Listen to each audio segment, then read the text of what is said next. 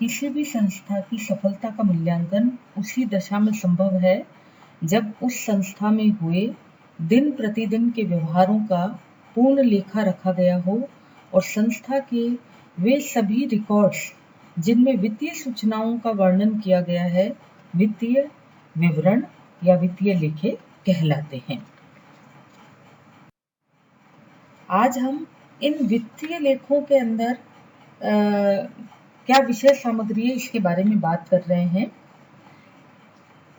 सबसे पहले हम बात कर रहे हैं लाभ हानि खाता या आय विवरण, प्रॉफिट एंड लॉस अकाउंट और इनकम स्टेटमेंट। इस विवरण का निर्माण विभिन्न लेखांकन मान्यताओं के अंतर्गत लाभ हानि का आकलन करने के लिए किया जाता है। इसमें जो मदें शामिल होती है वो व्यय की मदें और आय की मदें होती है। सबसे पहले हम व्यय की मदों के बारे में बात कर रहे हैं। व्यय की मदों में शामिल होने वाली मदें इस प्रकार हैं: कच्चा माल, अर्धनिर्मित माल अथवा निर्मित माल का प्रारंभिक शेष, opening balance of raw material, work in progress and finished goods, कच्चे माल का शुद्ध क्रय परचेजेस, समस्त प्रत्यक्ष व्यय या डायरेक्ट एक्सपेंसेस, भवन, प्लांट, मशीन इत्यादि की मरम्मत, repairs of building, plant and machinery इत्यादि।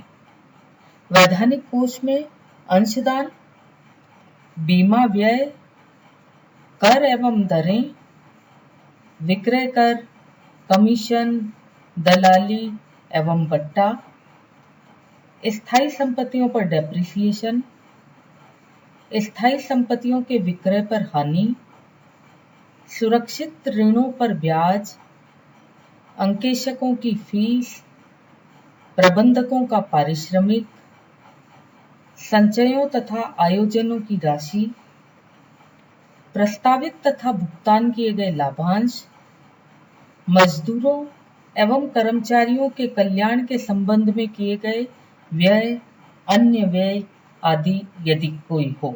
ये सभी प्रॉफिट एंड लॉस के व्यय की मदें हैं। आय की मदें जो कि प्रॉफिट एंड लॉस की इनकम्स के आइटम्स हैं वो इस प्रकार हैं: शुद्ध विक्रय से प्राप्त राशि, विभिन्न विनियोगों से प्राप्त आय, ब्याज के रूप में प्राप्त आय, स्थायी संपत्तियों को बेचने पर आयगत लाभ, विनियोगों के विक्रय पर लाभ, अंशों के हस्तांतरण से प्राप्त फीस, सहायक कंपनियों द्वारा वितरित लाभ, अन्य आयगत प्राप्तियां, कच्चे माल, चालू कार्य तथा निर्मित माल का अंतिम शेष, क्लोजिंग बैलेंस। लाभ हानि खाता बनाने के कई तरीके हो सकते हैं प्रेजेंट करने के। उसको खाते के रूप में प्रदर्शित कर सकते हैं, डेबिट एंड क्रेडिट, जिसके अंदर डेबिट साइड के अंदर सारी व्यय की मदें आती है और क्रेडिट साइड के अंदर इनकम की मदें आती है। लाभ हानि खाते को हम लंबवत रूप में भी प्रस्तुत कर सकते हैं। एक उदाहरण के द्वारा हम इसको समझ रहे हैं कि लाभ हानि खाता लंबवत रूप में किस प्रकार से दिखाया जा सकता है। जैसा कि यहाँ दिखाया गया है, सबसे पहले ग्रॉस सेल्स में से रिटर्न्स एंड अलाउंसेस घटाने पर नेट सेल्स बचती है। नेट सेल्स में से कॉस्ट ऑफ गुड्स सोल्ड निकाला जाता है ओपनिंग स्टॉक में परचेजेस ऐड करके और क्लोजिंग स्टॉक लेस करके और बाकी डायरेक्ट एक्सपेंसेस या मैन्युफैक्चरिंग एक्सपेंसेस ऐड करके। इस प्रकार हमारे पास नेट सेल्स के बाद में ग्रॉस अर्निंग्स आ जाती है। ग्रॉस अर्निंग में से ऑपरेटिंग खर्चे, चाहे वो एडमिनिस्ट्रेशन से रिलेटेड हो, चाहे सेल्स से रिलेटेड हो, चाहे डिस्ट्रीब्यूशन से रिलेटेड हो, सभी को लेस कर दिया जाता है। और तो इस प्रकार हमारे पास ऑपरेटिंग अर्निंग आ जाती है। ऑपरेटिंग अर्निंग के अंदर नॉन ऑपरेटिंग इनकम्स जैसे रेंट, इंटरेस्ट, डिविडेंड इत्यादि जोड़ दिए जाते हैं और नॉन ऑपरेटिंग एक्सपेंसेस जैसे interest, charity, loss on sale of fixed assets इत्यादि घटा दिए जाते हैं। इसके बाद जो हमारे पास अर्निंग बचती है वो अर्निंग बिफोर टैक्स या ईबीटी कहलाती है। इसमें से इनकम टैक्स घटाया जाता है। इनकम टैक्स घटाने के बाद जो अर्निंग बचती है वो अर्निंग आफ्टर टैक्स कहलाती है। इस अर्निंग आफ्टर टैक्स में से कुछ लाभ रिजर्व में ट्रांसफर कर दिया जाता है और कुछ प्रपोज डिविडेंड कहलाता है। बाकी बची आय रिटेन्ड अर्निंग्स या प्रतिधारित आय कहलाती है। वित्तीय विवरण का दूसरा प्रमुख भाग है स्थिति विवरण या चिट्ठा। प्रत्येक व्यावसायिक फर्म को अपनी आर्थिक स्थिति का प्रदर्शन करने के लिए लेखांकन अवधि के अंत में एक विवरण तैयार करना होता है जिसे चिट्ठा या स्थायी स्थिति विवरण कहते हैं। यह चिट्ठा इस प्रकार तैयार किया जाना चाहिए कि संस्था की सही एवं उचित स्थिति प्रकट हो सके।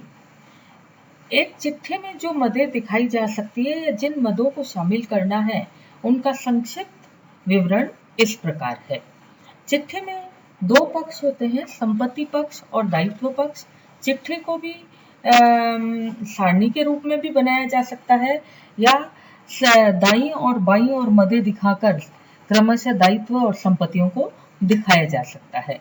सबसे पहले हम संपत्तियों की बात कर रहे हैं।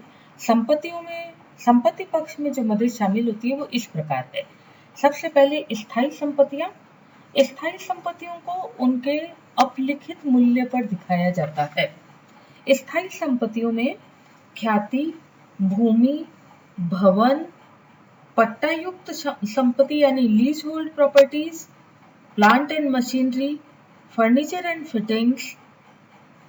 संपत्तियों में कोई वृद्धि हुई हो तो वृद्धि, patent, trademark, designs, live stock, vehicles इत्यादि शामिल होते हैं। संपत्ति पक्ष में दिखाई जाने वाली दूसरी संपत्ति है विनियोग। विनियोग को उनके पुस्तक मूल्य पर दिखाया जाता है। इसके अंदर विनियोगों में शामिल जो मदें हो सकती है वो इस प्रकार है। Investment in government and trust securities, investment in shares and debentures, investment in immovable properties, investment in partnership firms, investment in shares and debentures of subsidiary companies इत्यादि। तीसरी मद है चालू संपत्तियां, ऋण एवं अग्रिम। दो भागों में हम इस बात को जान रहे हैं। पहले चालू संपत्तियों की बात करते हैं। चालू संपत्तियों में जो चीजें शामिल हो सकती है वो इस प्रकार है।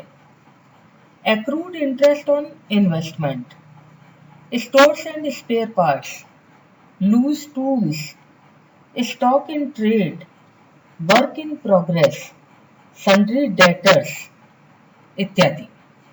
लोन्स एंड एडवांसेस में loans and advances to subsidiary companies, bills of exchange,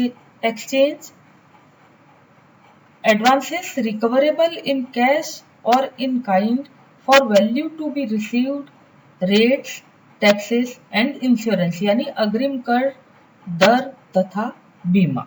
ये सभी चालू संपत्तियां ऋण एवं अग्रिम में आते हैं। विविध व्यय या मिसलेनियस एक्सपेंसेस, ये वे काल्पनिक संपत्तियां हैं जिनकी का कोई वसूली मूल्य नहीं होता है। इनकी उत्पत्ति केवल लेखांकन समायोजनों के कारण यानी अकाउंटिंग एडजस्टमेंट के कारण होती है। इसमें जो मदें शामिल हो सकती है वो इस प्रकार है। Preliminary expenses, expenses incurred in connection of issue of shares and debentures, discount allowed on issue of shares and debentures, interest paid out of capital during construction इत्यादि।